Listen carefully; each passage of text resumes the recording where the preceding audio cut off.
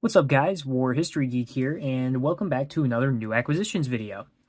Today we're going to be taking a look at items that I picked up between August and early November of 2023.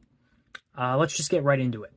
So for starters, I have a collection of items that I picked up at the D-Day Conneaut reenactment here in Ohio.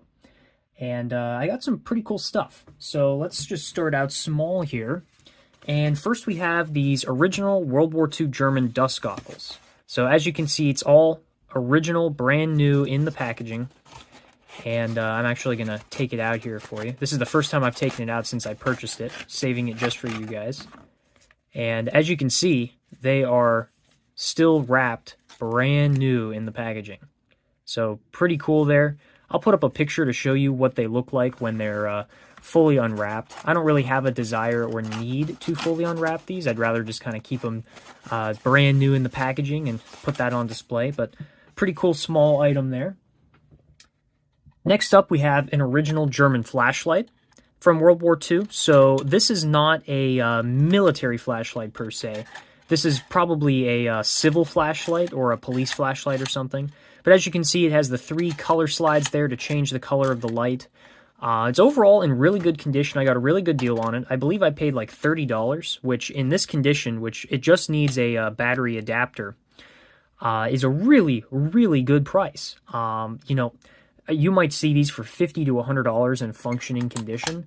And for $30, I mean, you just can't go wrong. This is going to be great as a shelf piece, also adding to my German equipment collection. But then also it's going to work great for reenacting as well, which I'm really looking forward to. But as you can see here, here's the switch. And this right here, the tab, is what would button on to the chest button or breast pocket button of a German uniform. And I'll find a picture to put up here for that. But pretty cool item, good price. Happy to add that to the collection. Next up here, we have these early World War II German Reichswehr collar tabs.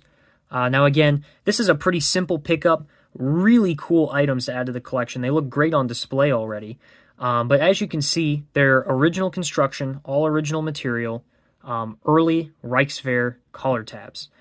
Now these I found at a dealer as well, actually in a little container of Reproduction collar tabs, for reenactors and stuff, and these were buried in the bottom. And I believe I only paid like $10 for these, which I'm sure as many of you know is a really great price for an early Reichswehr pair of these, especially in this condition too. I mean, they're beautiful, they make great display pieces, and this I think was one of my more favorite items from the items I picked up at that event.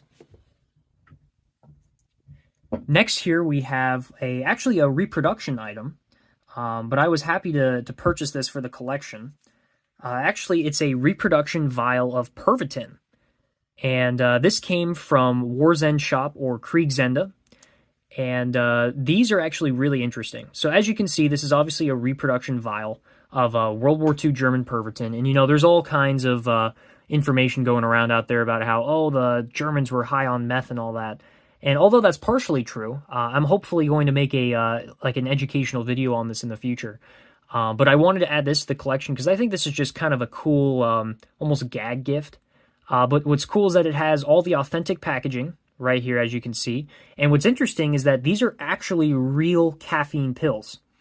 Kriegsende Jeff picked these up in Germany, and they're actually military-grade caffeine pills is the way that they described it. And it does have a serving here of 1 tablet, and it actually came with a warning slip when I purchased it that you should never take more than 2 within 24 hours. But yeah, so this is just a cool display piece, and it's going to make a great visual aid for that video in the future. Now moving on here, this is also one of my favorite pieces, a early, very, very, very early East German bread bag. Now, when I first saw this, I thought it was an original an original World War II bread bag. I mean, you can tell by the material, the construction, even the buttons. I mean, this just screams original World War II German bread bag. And at first I was really excited because I've been really struggling to find one for a long time now. They're getting harder and harder to come by for reasonable prices. But this one I believe I paid $30 for. And, you look at the back here and you can see, again, very original construction, original material. It's interesting, you can see undyed brown leather here next to what looks like black pigskin leather, and then also you have the hook here and everything. So you take a look at the inside, and you can see, again, pretty standard construction for a World War II bread bag. You can see 62 dated on the leather there. But then you see there's a divider in here. And that tells you that this is actually an original, very, very, very, very early East German original material bread bag. Now, my guess is that this was probably made in the early 1950s, when they still had large stores of these original materials from World War II. But because that pocket is in there, that reveals that it is an East German bread bag.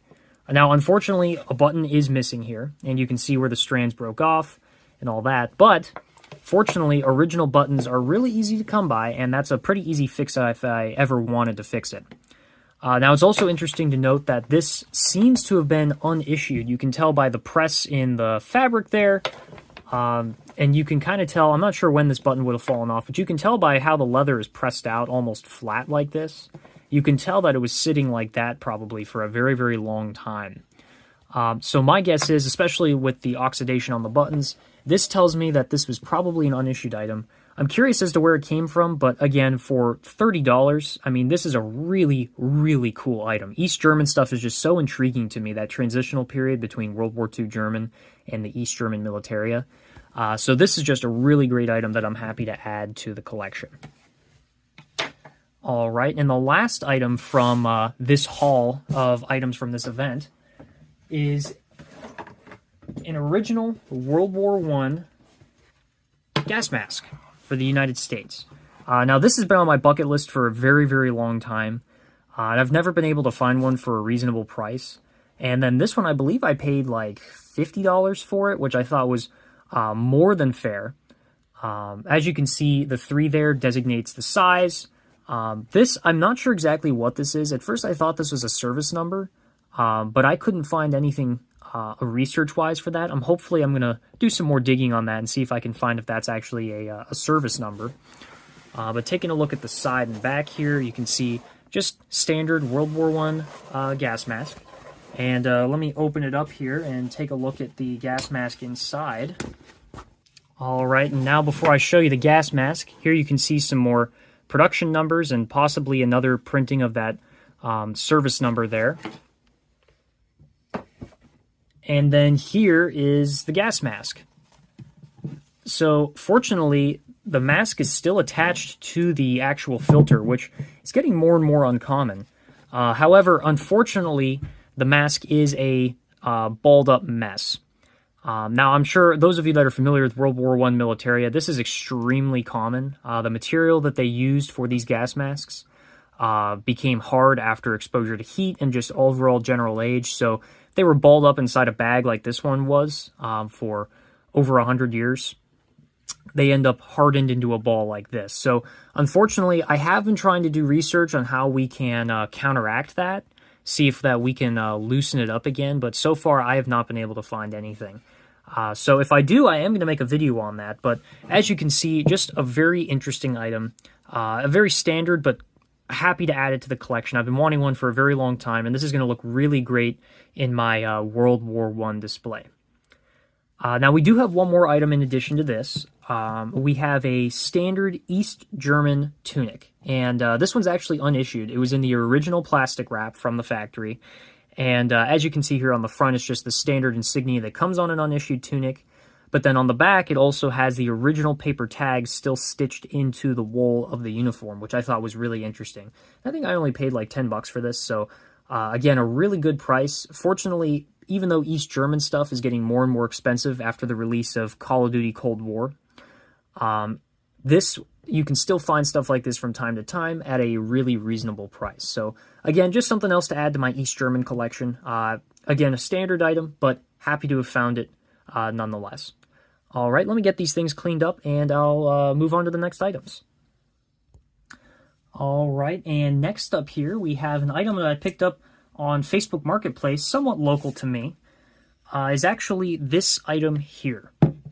So if you don't know what this is one component of a pair of World War II German artillery binoculars. So this guy listed on Facebook Marketplace, I think I paid like $30 for this, which, considering how the complete set goes for upwards of $200, $300, $400, for one of the largest components, I thought that was a really just great price. So as you can see here, we have the lens in the front. Coming around the back here, we have one of the looking lenses as well as the shifter. And as you can see, they read Klar, which is the standard, Hell, which is red, Mittel, which is middle, I believe, and then Dunkel, which is like a gray or a black. So as you can see here, it changes the lenses inside. It's actually a really interesting system, depending on conditions and time of day and stuff like that, to allow the viewer to make more sense of it. So as you can see here, there's also this component here sticking out of the side, and then this twists as well to modify the distance you're viewing. So this is actually, now that you've seen the pictures of the complete one, this is only one component of it. This is half of the two, this is one of the two viewing lenses, and then there's also usually a cover that goes over these as well. The guy that sold it said that it came from his grandfather who served in World War II. There's a bunch of stuff that he's been finding in the house after his father passed away, who took it from his grandfather's house when his grandfather passed away, and he was just looking to get rid of it. So this was a really great find. I mean, how often do you find larger pieces of German equipment like this, especially for $30? I mean, amazing price. Unfortunately, I'm probably never going to be able to find the other parts to complete this, at least not for a reasonable price. But I mean, for that price, I couldn't pass it up. So I'll find some way to display this or something to do with this. But overall, just a really cool original World War II item. And then moving on here, these are some smaller items. So these are some late 19th century Women's Relief Corps medals. So as you can see here, there's two different kinds that I purchased. There's an antique store local to where I go to school that sells all kinds of stuff, but they had a display case with like 20 of these different Women's Relief Corps medals. And I decided to pick them up. I think they were $13 a piece, and online you see them sell for $20 to $30, so I thought $13 a piece was really fair. And I picked up the two varieties that they had there. I'm sure there was different ones, but these were the only two that were left over. And as you can see here, it says Women's Relief Corps 1883. And I'm going to be doing a proper video on the story of these specific medals. But essentially what the Women's Relief Corps was it's a voluntary organization similar to the Daughters of the Confederacy, but not quite. This one was a little bit more official in terms of government sanctioned. And this was for women who served as nurses and like connected to quartermasters and cooks and all that during the Civil War.